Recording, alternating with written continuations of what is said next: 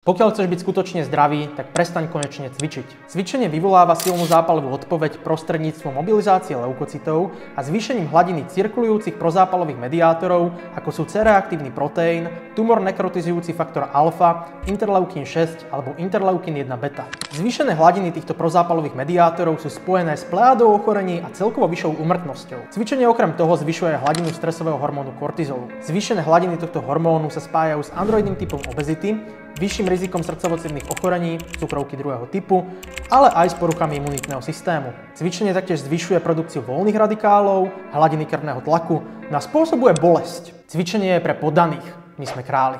No a ako král musím priznať, že väčšie zostúpenie kokosín už mi dlho nevyšlo z úst. Takto jednoducho je vystrašiť ľudí, keď sa použije zo pár odborných výrazov, sexislovných spojení a neprečítaných článkov. Všetko, čo som tu povedal, je pravda, ale vynechal som to podstatné. Napríklad, že cvičenie spôsobuje akutný zápal, ktorý je potrebný pre obnovu tkaní, rast svalov, a z dlhodobého hľadiska má naopak protizápalové účinky. Alebo že zvýšenie kortizolu pri tréningu je úplne normálne, pretože je to stresový stav, no a je dokonca žiadúce pre mobilizáciu energetických substrátov. Z dlhodobého hľadiska nepredstavuje žiaden problém, no a pri normálnych dávkach môže dokonca pôsobiť protistresovo a kortizol znižovať. Cvičenie je najlepší liek na väčšinu našich problémov, no a napriek tomu som z neho na základe akútnych zmien dokázal urobiť brutálneho strašiaka. No a najhoršie na tom je, že svoje tvrdenia dokonca dokážem podporiť výskumom, pokiaľ ho dostatočne skomolím a zle zinterpretujem. Dávaj si pozor, čo na internete sleduješ, najmä keď ide o výživu, a nezabudni kriticky myslieť.